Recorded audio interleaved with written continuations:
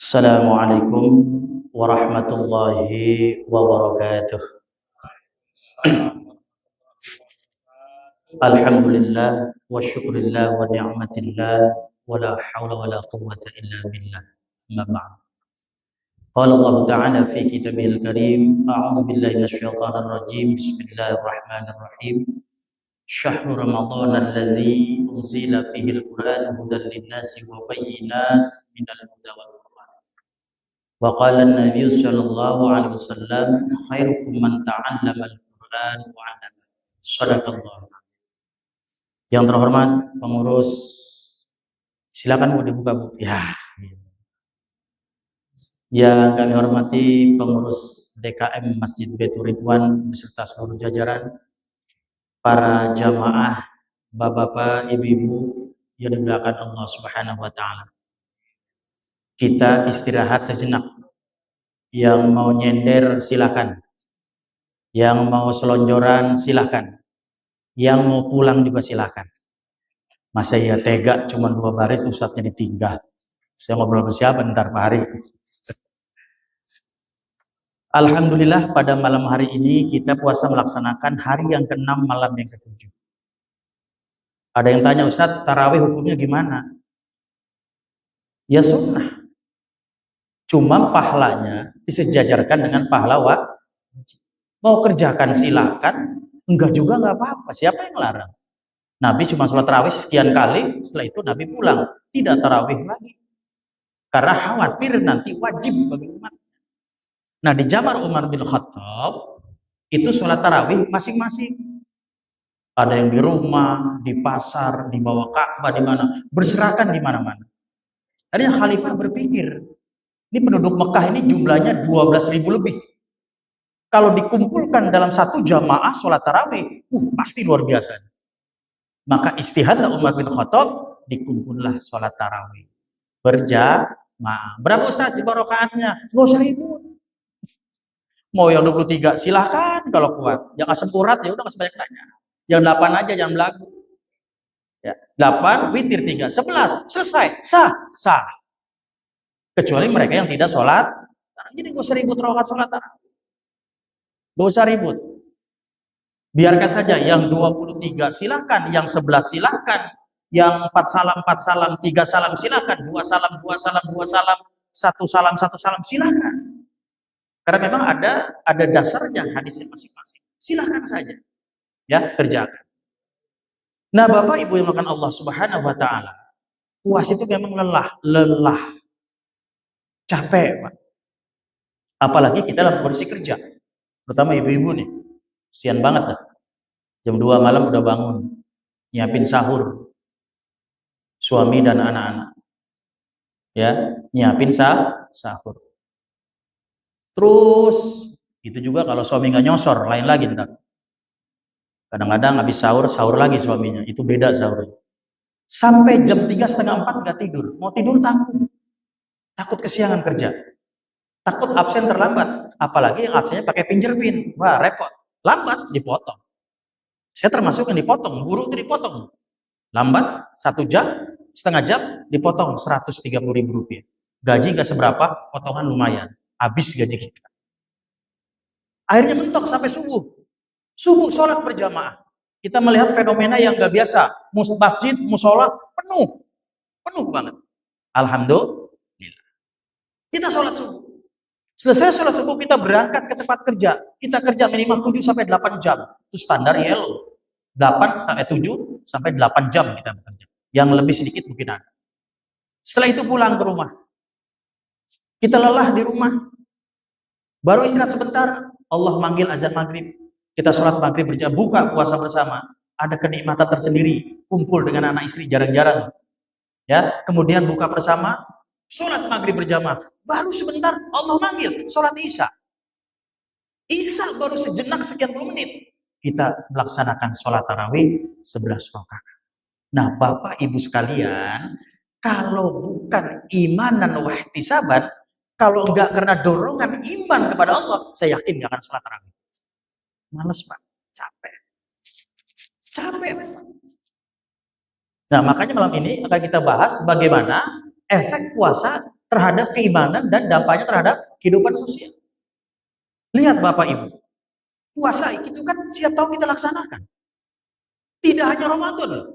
Kita puasa sunnah Senin Kamis. Ada puasa Rajab, ada puasa Sa'ban, ada puasa Nabi Daud, ada puasa hari kelahiran kita, ada puasa Syawal, ada puasa macam-macam. Itu kita laksanakan puasa itu. Nah, yang jadi pertanyaan simpel, berdampakkah pada keimanan kita puasa yang kita lakukan? Kan itu Pak, simpel. Nah, kita ngobrol malam ini.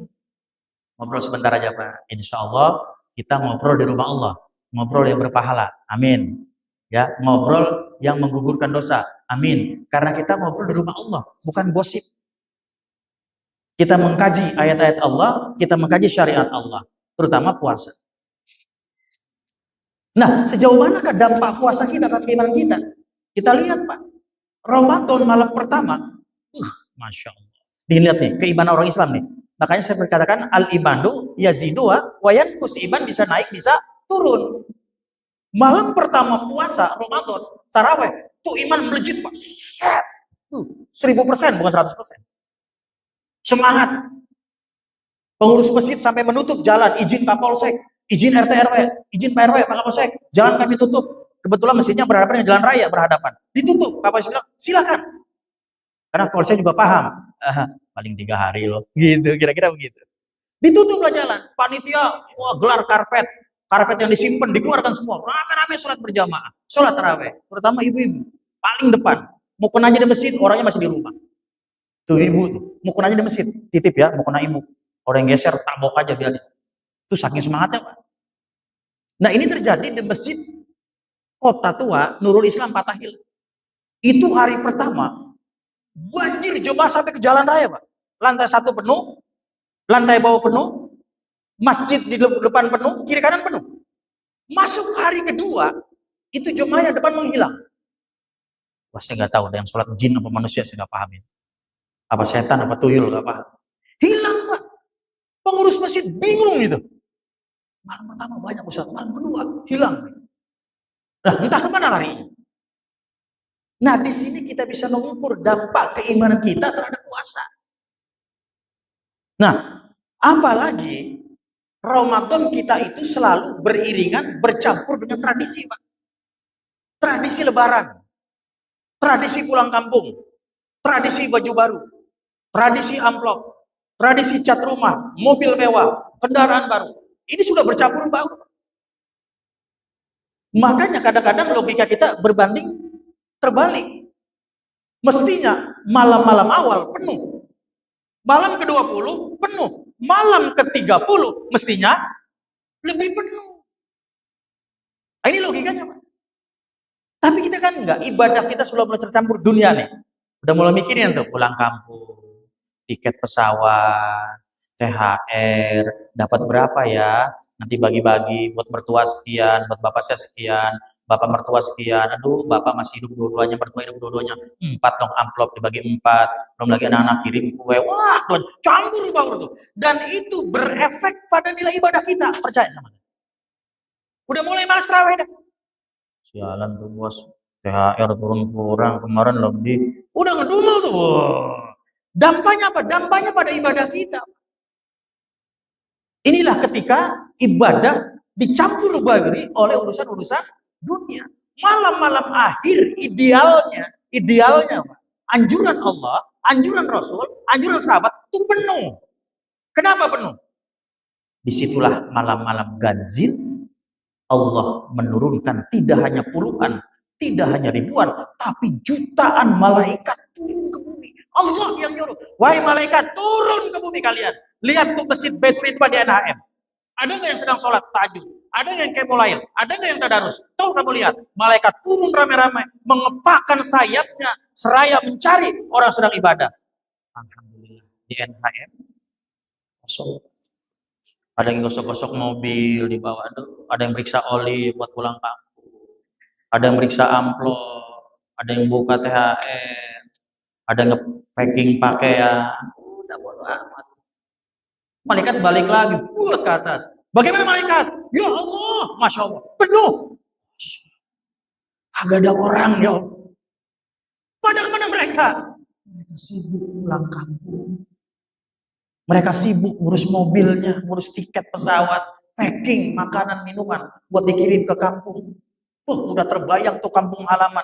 Sosok orang Jakarta, orang kampung kan taunya begitu, Pak. Kita ini orang Jakarta dianggapnya orang yang sukses, kere gitu sama. Masih hebat orang kampung sebetulnya.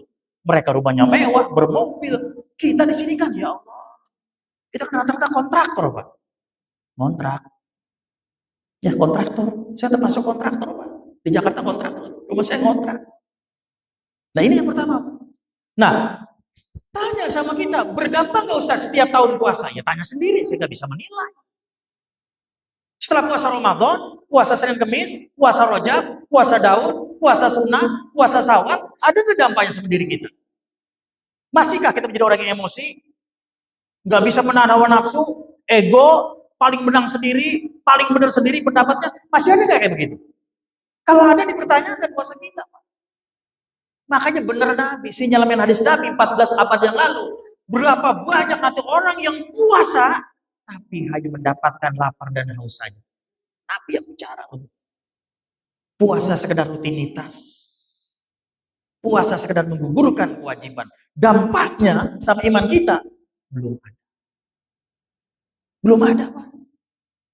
Ya, lebih muncul tradisi lebaran ketimbang sholat tarawih atau puasa. Yang repot lagi, ada orang yang nggak pernah puasa, nggak pernah sholat tarawih, pulang kampung, lebaran, paling ribut, paling heboh. Ada tuh Pak, tetangga kita. Sholat kagak, puasa kagak, lebaran paling heboh. Ada yang begitu pada tetangga? Ada banyak. Saya nyaksiin tetangga kiri kanan. Kalau sebut orangnya, di sini mah nggak ada. Di sini nggak, Pak. Nggak beda. Ada pasti. Jangankan bapak, saya sendiri pribadi kadang mumet kalau mau lebaran. Mikirin baju, mikirin wah, enak bengek. Ada yang rumah dicat, mobil harus ganti baru, harus pakai wah macam-macam itu. Itu tradisi lebaran. Padahal sudah mengatakan laisal aid liman labisal jadid walakinal aid liman ta'atu tajid. Lebaran itu bukan baju baru, rumah baru, pakaian baru, bukan liman ta'atu tajid. Orang yang takwanya bertambah, berubah dirinya gitu loh. Makanya diajarkan sholat taraweh. Tadi yang ngomong Habib tuh, Imam Ustaz, sholat taraweh itu males ini anak. Iya. Ada apa dengan sholat taraweh? Ini Pusdiklat, Pak, Pusat Pendidikan dan Latihan. Kalau Bapak Ibu sholat taraweh terus, insya Allah Syawal nanti terbiasa berjamaah. Kan ada juga orang sholat tarawehnya buru-buru, Pak. Ada imam yang surat al-Latin 6 tahun imam tuh balik malam dolin amin. Wah, demen terawih itu, demen tuh. Besok ganti imamnya dah. Bismillahirrahmanirrahim. Bubar Pak jemaah. Bener. Jadi ada ibadah cuma kerja target selesai. Selesai, udah. Padahal tarawih Pak, itu kan melatih kekusyuan Allah. Terus naik. Ya Allah, itu bisa melancarkan siklus darah. Darah itu turun ke otak pada saat apa? Cuman pada saat sujud, titik. Cari darah kapan mengalir ke otak? Pada saat sujud, nggak ada lagi. Maka perlama sujud, perbanyak sujud. Biar apa? Siklus darah di otak terjadi perputaran. Kalau darah di otak terjadi siklus perputaran lancar, maka fresh tubuh kita. Terjadi detonisasi, pembuangan racun, detox. Akan diteliti oleh seorang profesor Jepang. Kita nggak makan 8 jam, 19 jam, dan perut mules, puyeng. Jangan salah. Itu sedang terjadi detox, pembuangan racun, sel-sel yang mati, digiring, dibuang lewat pup, lewat air seni, dan lain sebagainya. Jangan kaget, Pak. Puasanya subhanallah, luar biasa, Pak. Orang mau operasi aja suruh puasa, Pak. Betul nggak, Pak? Siapa pernah operasi kelenjar di sini, suruh puasa. Ustaz, puasa. 1 teguk air Anda minum, saya batalkan operasi. Jangan bohong. Udah aus banget, Pak. Dari subuh saya puasa. Nunggu operasi. Ya, puasa. Puasa, Pak. Itulah manfaat puasa. Dan puasa tidak hanya monopoli apa? Tidak hanya monopoli umat Islam. Umat-umat lain pun berpuasa. Hindu puasa, Buddha puasa, Kristen puasa. Bahkan ajaran di Jawa ada puasa linui, puasa muti, puasa mati geni. Puasa cuman minum. Saya pernah itu belajar satu ilmu. Ya, sebenarnya nggak paham. Suruh buka cuman nasi spot kecil segede gini sama air 3 teguk, buset lah kagak kagak ngepek, kagak nendang. Tapi buat orang sungguh-sungguh insya Allah. Itu yang pertama, Pak. Dampak puasa sama pribadi kita. Tanya, saya nggak bisa nilai. Kita sendiri yang nilai. Kita sama Allah. Allah sama kita yang tahu. Nanti setelah puasa, ada nggak dampaknya ibu-ibu? Masih emosi? Masih marah-marah? Sering berantem sama suami? Sering ribut dompet isinya? Kosong? Kasihan amat. Sian deh lo. Dompetnya gede isinya kosong. Ribut bon lulu dalamnya. Jangan Bu ya. Berdampak ya Pak kita. Itu yang pertama, dampak terhadap keimanan Pak. Yang kedua, dampak sosial. Setelah kita puasa, kita lihat nih. Bisa nggak tumbuh kepekaan sosial kita? Dulu kita rada pelit lah gitu kira-kira. Tapi setelah puasa, kita menjadi orang yang lebih dermawan sedikit. Mau berbagi sama orang. Nggak berbagi itu nggak enak gitu loh. Maunya berbagi terus. Maunya sedekah terus. Maunya ngaji terus. Maunya tadarus terus. Ada nggak lihat puasa? Ntar nanti Syawal. Bulan Syawal lihat, Bapak Ibu lihat. Lihat dampaknya bulan Syawal. Kan Bapak Ibu tadarus setiap hari. Saya sering bacakan hadisnya. Man qara'a min kitabillahi ta'ala falahu hasanah. Al hasanatun bi asri amsalihha. La aqulu alif lam mim harfun walakin alif harfun wa lam harfun wa mim harfun. Barang siapa yang baca itu Al-Qur'an kata Nabi, satu huruf diganjar 10 kebaikan. La aqulu alif lam mim harfun. Saya tidak mengatakan alif lam mim satu huruf, tapi alif harfun wa lam harfun wa mim harfun. Alif satu huruf, lam satu huruf, mim satu huruf. Berapa jumlah dalam Al-Qur'an, Pak? Ada yang tahu? Kan bengong. Pak Komandan, Pak Tentara, tahu jumlah huruf Al-Qur'an berapa? 1000. Semuanya, Pak Haji, semuanya. Main 1000 aja pulang nih. Pak Haji main 1000 aja, tanya dulu ngapa? Tapi boleh jauh. Jumlah huruf Al-Qur'an itu ada 1.070.000 lebih. 1 juta. 1 juta huruf Al-Qur'an. Berarti kalau Bapak khatam Al-Qur'an, 1 juta kali 10. 10 juta kebaikan. Dari Al-Quran, subhanallah. Ingat, Ramadan dilipat gandakan. Yang sunnah jadi wajib, yang wajib dilipat gandakan. Ada yang khatam Quran selama Ramadan? Nah, saya tanya-tanya. Pak Haji, udah berapa juz? Alhamdulillah, belum saatnya. Asik, yakin, jujur. Mendingan begitu. Pak Haji, belum. Nggak apa-apa. Orang belum. Saya aja baru juz 10. Bah, kalau enak tuh gampang, habis sholat duhur 1 juz, habis asar 7 juz, habis subuh berarti 5 juz 1 hari. 6 hari 30 juz khatam. Dalam sebulan 5 kali khatam Al-Qur'an. Berarti 50 juta kebaikan kita peroleh dari pembacaan Al-Qur'an. Subhanallah.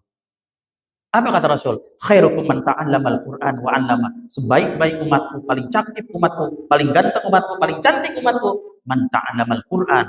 Orang yang suka baca Quran. Quran yang bisa nolong di kuburan nanti, Pak. Cuma Quran yang bisa menolong azab kubur nanti, Pak. Ada satu kisah dalam hadis, sedikit lagi. Ada satu kisah dalam hadis sahih. Ada seorang meninggal dunia. Ketika dikubur, dia terbangun, ruhnya dijadikan satu, datang malaikat munkar nakir.